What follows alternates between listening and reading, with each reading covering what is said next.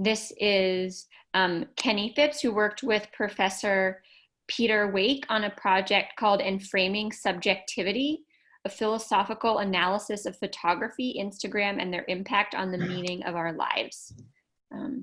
So if you would give me just, that was, I think, your dog, not a Zoom bomber, right?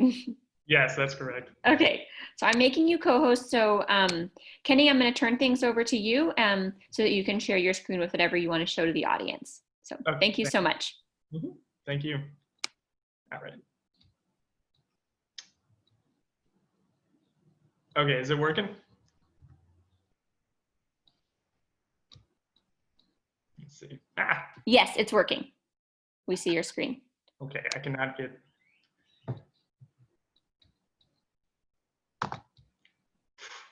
All right, it won't let me click on the thing. Let me see if I can move this. Oh my gosh. Is there like a keyboard shortcut for starting a PowerPoint? Does anyone know?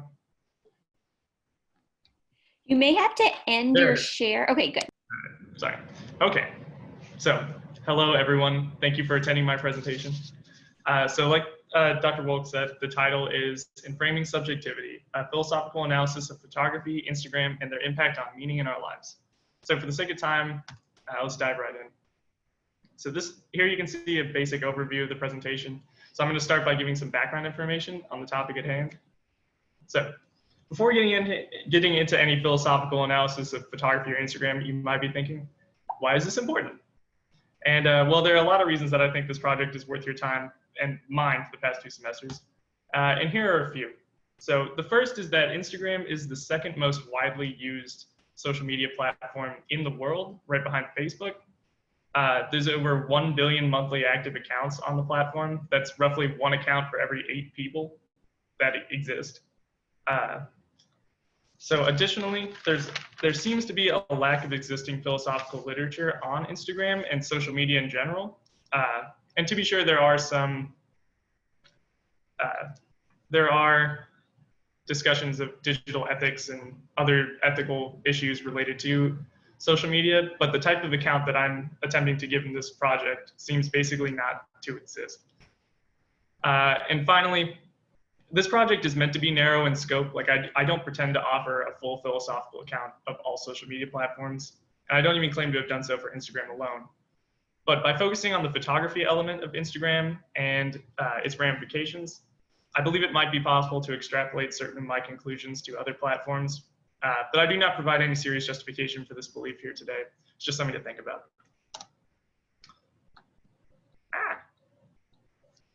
So, following my research, this is the thesis statement I've arrived at. In the context of Instagram, oh my gosh, I can't see anything on my screen. In the context of Instagram, photographic images serve to create and reinforce a certain view of the social realm, a view whose relationship to reality is characterized by distortion. This view is presented as objective and yet contains significant and unavoidable subjective influences.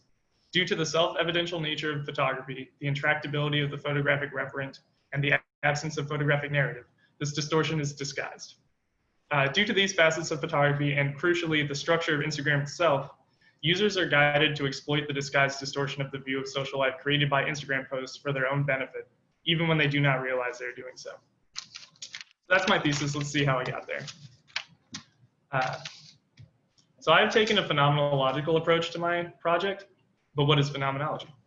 Phenomenology is a philosophy which seeks to understand human beings and the world from the starting point of lived experience and a detailed descriptive investigation of what is most essential in that experience. For this approach, I am indebted to the books you see here on the slide, generally speaking, and specifically to the book Camera Lucida by Roland Barthes. In that book, Barthes investigates photography through his experience of viewing photographs, and that is more or less what I attempt to do in my project, to investigate Instagram through my lived experience of using it. So approaching Instagram phenomenologically then, what do we find to be the most essential about that experience? Well, I would argue that one of the most important essential— Sorry, can you repeat everything you said since the beginning? No. Gosh. One of the most important essential elements of Instagram, or perhaps the most important, is the element of photography. So Instagram is based on photography as a founding element. User profiles are set up as galleries of posts, which all contain photographs. Every post must contain a photograph or sometimes a video. Each user has a profile picture. So in short, it is impossible to imagine Instagram without photography. So given this as an assumption, what other assumptions are required? The most important assumption I make is that the experience of viewing photography... Damn, is that a cannon? The most important assumption I make is that the experience of viewing photography is essentially the same regardless of the medium through which the photograph appears. So digital or print, photographs are photographs for the viewer. So if we assume that photographs retain their essential characteristics regardless of medium, then comparing our experience of viewing and consuming photographs should allow us to understand something unique about the media in which they are presented. The other assumption I make is a little more theoretical, and I won't go into it all here because that would take up my whole time. But in short, in the introduction to his work, Phenomenology of Spirit, human beings, there is a dialectical relationship between the objects of consciousness and consciousness itself. What this means in simpler terms is that we do not ever experience the world directly. Our experience is always mediated by concepts and the structural and institutional frameworks that influence and define those concepts. This is the underlying epistemological position of this paper. It simply indicates how one might conceive of the ways in which, how one might conceive of the relationship between the ways in which we interact with the world and what that world itself means to us. Or in this context, how the platform of Instagram interacts with and influences how we understand social life in general. So let's now turn to a brief analysis of photography generally. So what is photography? Or what does it mean to experience photography? Leaving aside the possibility of digital manipulation or Photoshop, what interests me most about photography is that it seems to offer undeniable proof. But proof of what? Proof that what it depicts, proof that what appears in a photograph must have happened at some point in some place. Because cameras replicate an instant of visual reality, and we know them to do so, photographs are both a presentation of visual information and evidence of that information's veracity. In this way, as objects of our experience, photographs are self-evidential in nature. But the self-evidential nature of the photograph is not something to accept in passing. It's important to remember that every photographer makes decisions about angles, lighting, timing, etc. Every photographer makes decisions about what to leave in the shot and what to leave out. Viewing photographs, we seem to have the experience of apprehending the reality they depict immediately, free from any mediating interference. But this cannot be the case given the nature of photography itself. A photograph is not an innocent object, if you will.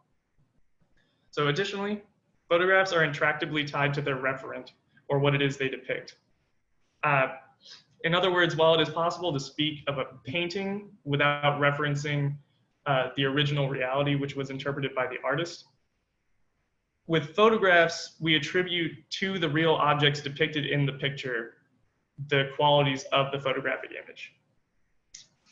So, photographs are experienced by the viewer as self-evidential, incontrovertible proof of a given event's sometime occurrence.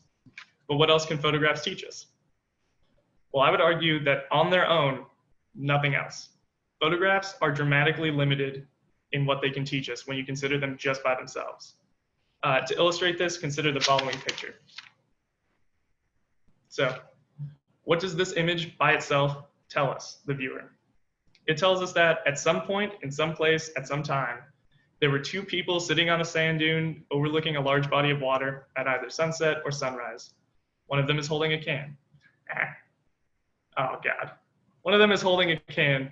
They are smiling. They are wearing a jacket and a sweater. And that's it. That's all this photograph by itself can tell the viewer. Now, of course, if you know me or my friend Philo, you can assume some other things about where we are, what we're doing, etc. But none of this information is actually conveyed by the photograph itself. Instead, it must be already present in the viewer or supplied by me in some other form, such as like a caption or a description. For a very basic example of what I mean, consider this. Okay. Oh. From the jacket and sweater we are wearing, which the arrows point at, one can assume that it was cold outside.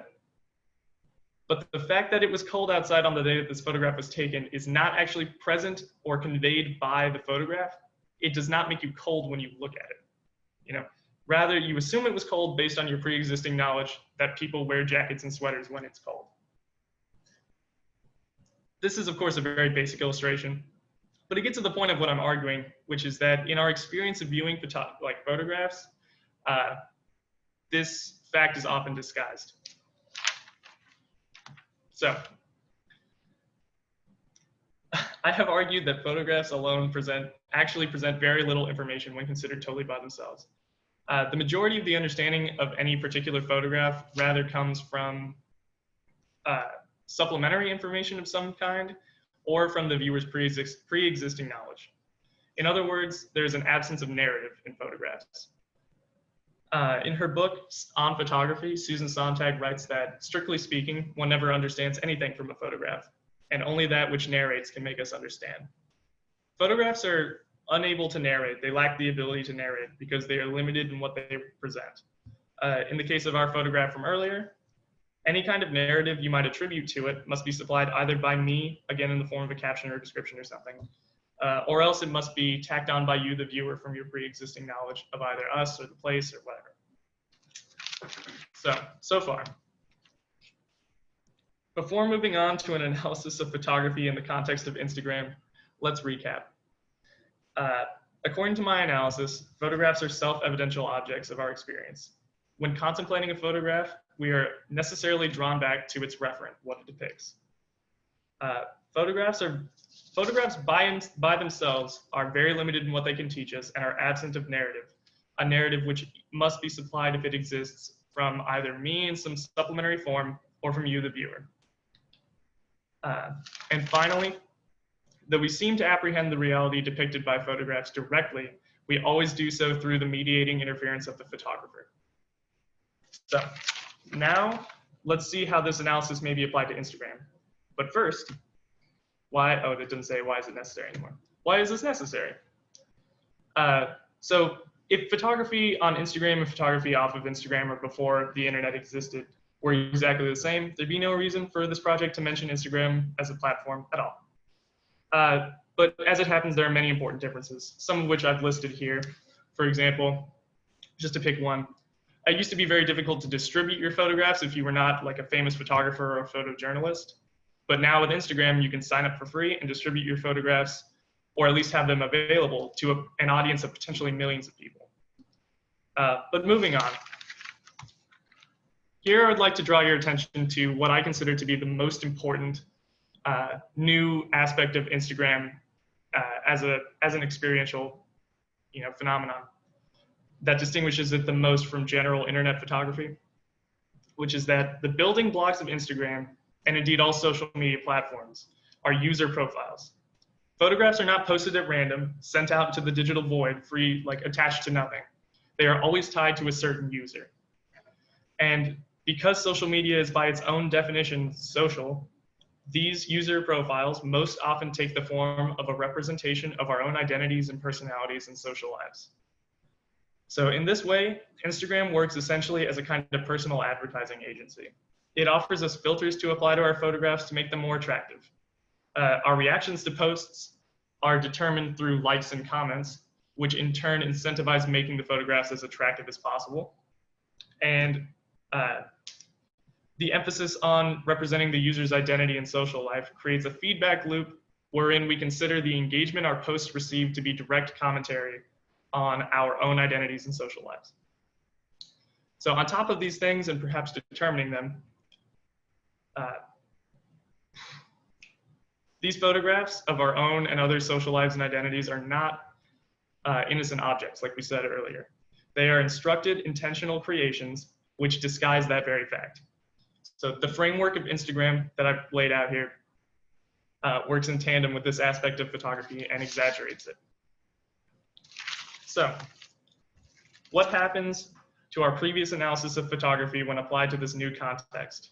Let's take the recap we made earlier and go through the points one by one. One, photographs are self-evidential objects. They present their information in a way that at the same time imposes its truthfulness on the viewer. When the subject of these photographs is social life, then all other things being equal, we take that information about social life as true. Two, contemplating a photograph requires us to contemplate what it actually depicts. When what the photograph depicts is social life itself, we attribute to social life the qualities of that image. Three, photographs alone lack the ability to narrate and instead rely on supplementary information or the viewer's existing knowledge. When we post a photograph of social life, for it to have any substantial effect, we must ourselves supply that supplementary narrative information, granting us a significant degree of control over how that photograph is experienced by the viewer. And finally, photographs are not innocent objects. They are invariably subjective creations. When the product of this subjective creation is a representation of social life, we make important and substantial decisions over what information about social life is actually presented, decisions which are disguised by the medium of photography itself. So, this returns us to our thesis statement, and I'm just going to read it again. In the context of Instagram, photographic images serve to create and reinforce a certain view of the social realm, a view whose relationship to reality is characterized by distortion. This view is presented as objective, yet contains significant and unavoidable subjective influences. Due to the self-evidential nature of photography, the intractability of the photographic referent, and the absence of photographic narrative, this distortion is disguised. Due to these facets of photography and, crucially, the structure of Instagram itself, users are guided to exploit the disguised distortion of the view of social life created by Instagram posts for their own benefit, even when they do not realize they are doing so. So, in conclusion, what does this mean for us? So, I do not pretend that any kind of categorical moral imperative results from my conclusions, but I think it's worth considering that if you consider what I've said and think maybe that's true, then maybe Instagram isn't such a good thing. You know, when we take Instagram seriously, when we use Instagram seriously to document and to reinforce and validate our social lives, we subject ourselves to the possibility that our view of social life itself is being distorted. A view or a possibility that is deeply rooted in the facts of photography and the structure of Instagram itself. So that's all I have. I would like to give some acknowledgements. First to Dr. Wake. Dr. Wake has been the platonic ideal advisor throughout this entire process. I wouldn't have been able to do any of this without him. And I'm neither a philosophy major nor minor. And Dr. Wake has nonetheless supported me and believed in me throughout this entire project. And like I said, without him, none of this would have been possible. I'd also like to thank Dr. Lowy and Dr. Brantle, who helped me a lot last semester. And Dr. Brantle especially, because she had no obligation to do so. She just thought it was a cool project and wanted to help. And then I would also like to thank my roommates, because I talk about this all the time. And now that I'm done, they're probably very happy. So. Okay, and also thank you all for listening. And here's a list of selected sources that we don't want to look at. And I'd love to answer any questions you might have. Kenny, thank you so much. It was an amazing presentation. I want you to know that I'm a German professor. My brother's a photography professor. So when you started with Hegel and photography, I was with you. But the way in which you carried on and dealt with the Zoom bombers and this rude drawing that I am so sorry that I can't get rid of. I've been scrambling. You did such an amazing job. I don't think no one is watching this and isn't incredibly proud of how you comported yourself during this. I want to make sure that we have time for questions and also time for your advisor to say a little bit. I'm going to stop your screen share. I think that will clear the drawing. I'm so sorry to everyone for putting up with this. I really am scrambling. And Kenny, thank you. That was so fascinating. A really, really great project. Thank you so much. I'm sorry, I'm going to mute myself.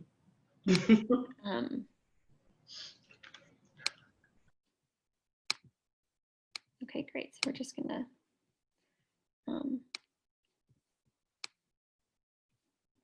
So, oh, and there's Dr. Wake, sorry. You're unmuted now, sorry. It took me a minute to find you.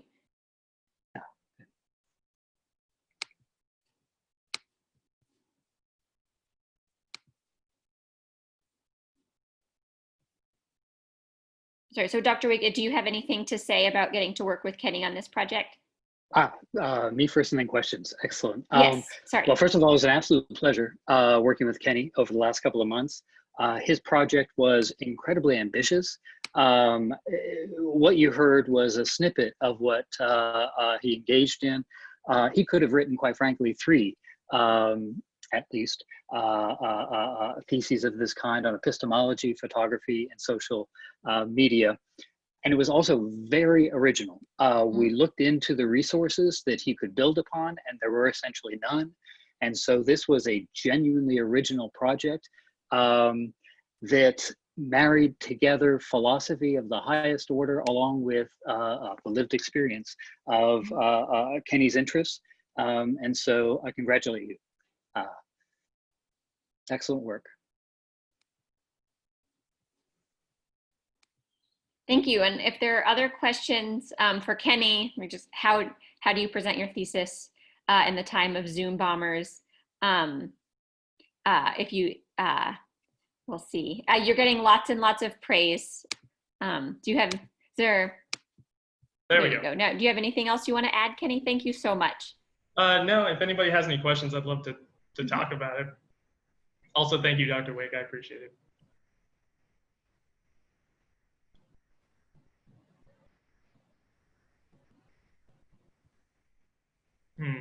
So Luke is asking you what your favorite part of the thesis experience was. Probably not this presentation.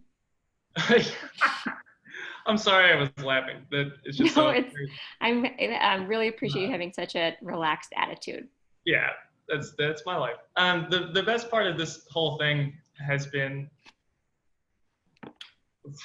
well, this is something I've been thinking about for a very long time. I haven't had like a cell phone for over a year, and so I've been kind of removed from social media and like at least the constant stream of social media that cell phones facilitate. And so getting to analyze the phenomenon of social media and Instagram specifically through the lens of philosophy and phenomenology has been awesome, especially since I've had Dr. Wake to help me, because I would not have been able to do it on my own. I came to him at the beginning of this project and I asked, I'd like to do a thesis about what is knowledge? And he was like, no, that's much too broad.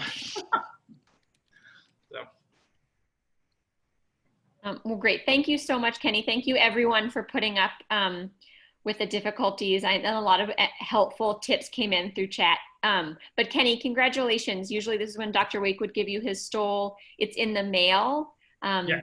So I hope that, oh, maybe you even have it. Excellent.